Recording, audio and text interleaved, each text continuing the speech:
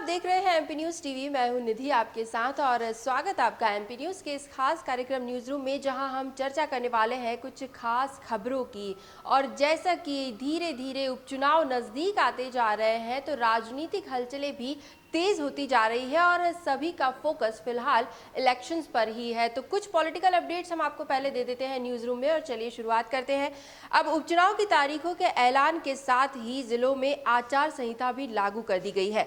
जिन जिन सीटों पर चुनाव होने हैं वहां सभी तरह के सरकारी निर्माण कार्य जो है, शिलान्यास है और लोकार्पण है, इस तरह के जितने भी काम है तो उन पर अब रोक लग चुकी है। आचार संहिता की वजह से कोई नई घोषणाएं नहीं की जा सकती है। हालांकि जो काम पहले से चल रहे हैं वो तो चलते रहेंगे, लेकिन नए कामों की शुरुआत अब कुछ वक्त के लिए नहीं हो सकती है।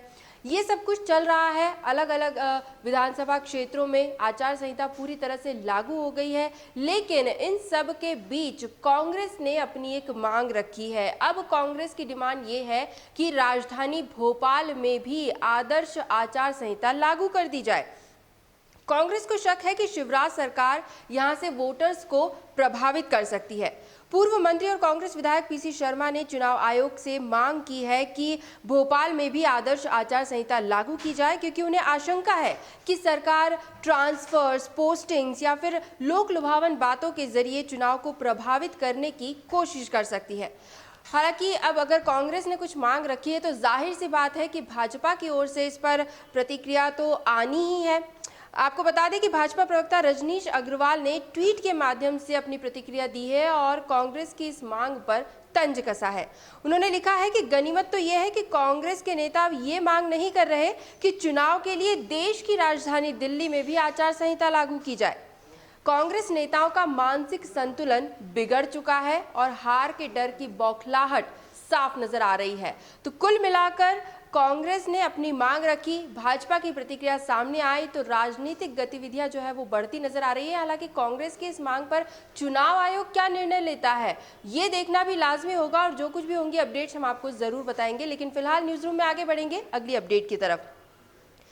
कांग्रेस की बात कर लेते हैं। अभी तक कांग्रेस की रणनीति में जैसे कि मिनी वचन पत्र की बात की जा रही थी। हर एक विधानसभा सीट के लिए एक मिनी वचन पत्र कांग्रेस की ओर से जारी किया गया है, लेकिन एक बार फिर एक नया प्लान कांग्रेस का सामने आया है। शिवराज सरकार पर निशाना साधते हुए कांग्रेस ने ब्लैक पेपर जारी किया है।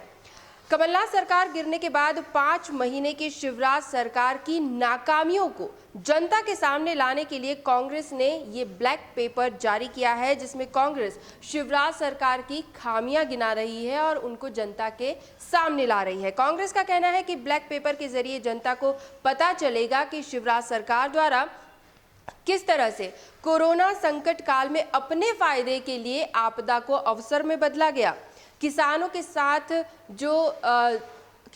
साथ बढ़ती आत्महत्या के जो मामले हैं, किसानों की आत्महत्या की खबरें, बिजली के बिल, किसानों को पर्याप्त मुआवजा ना मिलना, माफिया राज, अतिथि विद्वान, ऐसे कई मुद्दे हैं जो ब्लैक पेपर के जरिए कांग्रेस ने सामने रखे हैं और शिवराज सरकार को घेरने की कोशिश की है। कांग्रेस लगातार एक के बाद एक अपनी रणनीति में बदलाव कर रही है और कुल मिलाकर हम देख सकते हैं कि कमर कस के तैयार है कांग्रेस। इस बार कोई भी चूक नहीं करना चाहती। सत्ता वापसी के लिए सुनहरा मौका है उपचुनाव और एक एक विधानसभा सीट पर पूरा फोकस किया जा रहा है।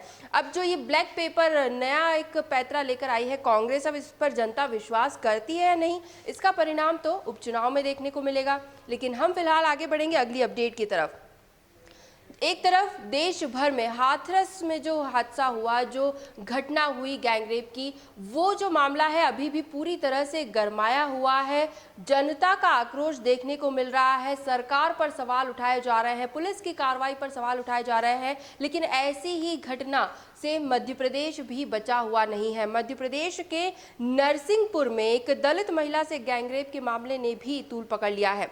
दरअसल नरसिंहपुर के एक गांव में एक अनुसूचित जाति की महिला ने सुबह फांसी लगाकर आत्महत्या कर ली। महिला के पति का आरोप है कि उसकी पत्नी के साथ सामूहिक दुष्कर्म किया गया और जब वे पुलिस में शिकायत दर्ज कराने पहुंचे तो पुलिस ने आरोपियों को गिरफ्तार करने की बजाय पीड़िता के परिजनों को ही सलाखों के पीछे कर दिया। इस बात से आहत होकर महिला ने आत्महत्या कर ली। अब इस मामले पर मुख्यमंत्री शिवराज सिंह चौहान ने संज्ञान लेते हुए बड़ी कार्रवाई की है।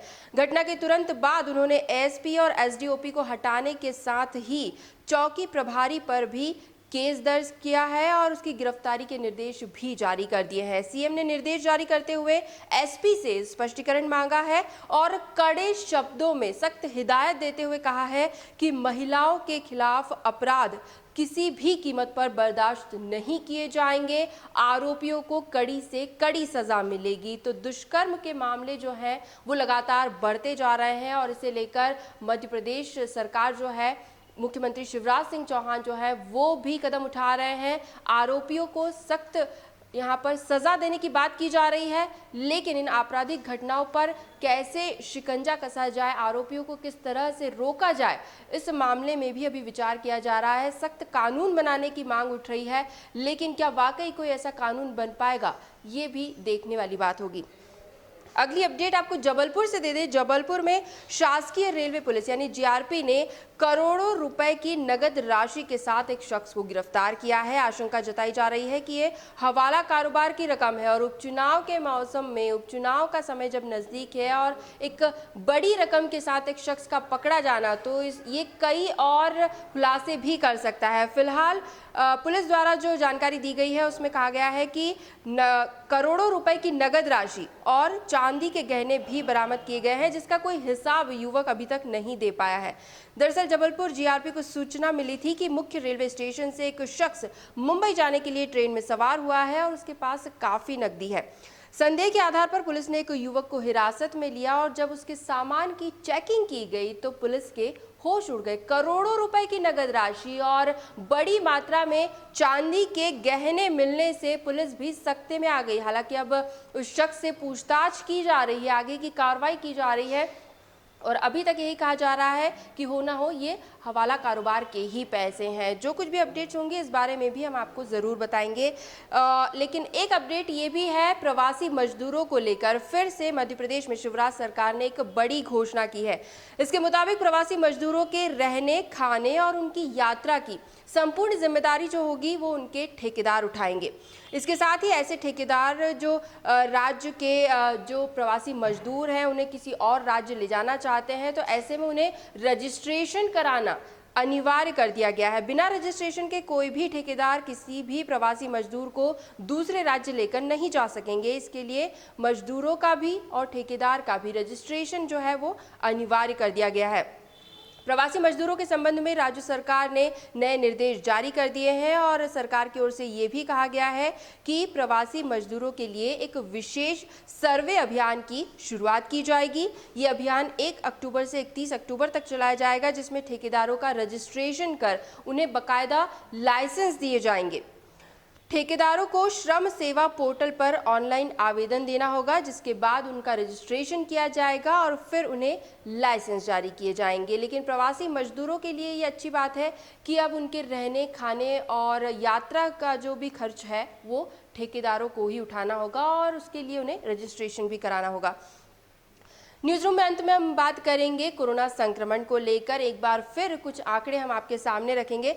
वैसे एक बात ये जरूर है कि रोजाना लगभग 2000 से ज्यादा केसेस मध्य प्रदेश में सामने आ रहे हैं और एक तरह से लोगों को इसकी आदत पड़ती जा रही है कि इतने नंबर्स तो रोज ही देखने को मिलते हैं, लेकिन फिर भी इसकी गंभीरता को लोग नहीं समझ रहे हैं। अभी भी बाहर निकल रहे हैं, सावधानी नहीं रख रहे हैं, मास्क नहीं लगा रहे हैं, सोशल डिस्टेंसिंग का पालन नहीं हो रहा है और यही वजह है कि हर दिन रोजाना इतनी बड़ी संख्या में नए संक्रमित सामने आ रहे हैं। जो आंकड़े हैं वो अभी भी डराने वाले हैं। क्या कहते हैं आंकड़े, बताते हैं आपको। मध्य प्रदेश में कल के दिन में एक बार फिर 2000 से पार संख्या सामने आई है। 2019 नए संक्रमित 1,32,107 कुल संक्रमित अब तक हो चुके हैं। मध्य प्रदेश में 36 मरीजों की कल के दिन में मौत हुई है और कुल मौत का आंकड़ा 2,372 तक पहुंच गया है। अच्छी बात यह है कि 2,332 मरीज कल के दिन में स्वस्थ भी हुए हैं मध्य प्रदेश में। इंदौर 481 नए संक्रमित, कुल 25,451 अब तक हो चुके हैं। 7 मरीजों की कल के दिन में मौत हुई है और कुल मौतें 585 हो चुकी है। 132 मरीज कल स्वस्थ भी हुए हैं। राजधानी भोपाल में लगातार 250 से ज़्यादा मामले सामने आ रहे हैं और इसी के साथ कुल संक्रमितों की संख्या 18,000 के लगभग हो चुकी है। अभी भी हॉटस्पॉट में टॉप पर तो खैर इंदौर ही बना हुआ है। इसी तरह अन्य जिले भी हैं जहां से बड़ी संख्या में मरीज सामने आ रहे हैं। पिछले 24 घंटों की कुछ अपडेट्स आपको दे दें। जबलपुर 172, नरसिंहपुर 45, शिवपुरी से 47 नए केसेस सामने आए, होशंगाबाद 93, छिंदवाड़ा 31, देवास में 38, झाबुआ 28, बालाघाट 38, अनूपपुर में 22 नए मरीज, बैतूल से 27, रतलाम 15 और नीमच से भी 21 नए मरीजों में कोरोना की पुष्टि हुई है। तो साफ तौर पर आंकड़े ये बयां कर रहे हैं कि मध्य प्रदेश में संक्रमण अभी भी तेजी से फैल रहा है और अभी भी ज़्यादा से ज़्यादा सावधानी बरतने की ज़रूरत है। तो आप भी सावधान रहिए, सोशल डिस्टेंसिंग बनाए रखिए, मास्क का उपयोग करिए और सबसे ज़रूरी बात, अपनी सेहत का पूरी तरह से ख्याल रखिए। एमपी न्यूज़ के न्यूज़ रूम से फिलहाल यही अपडेट्स। लगातार और भी खबरें और भी जानकारियां हम आप तक जरूर पहुंचाते रहेंगे। बस आप बने रहिए हमारे साथ, देखते रहिए एमपी न्यूज़। धन्यवाद। एमपी की नब्ज, एमपी का हाल, मध्य प्रदेश की हर खबर एमपी न्यूज़ टीवी के साथ। लगातार खबरों के लिए सब्सक्राइब करें हमारा YouTube channel MP news TV. Latest updates के लिए बेल आइकन दबाना जरा भी न भूलें।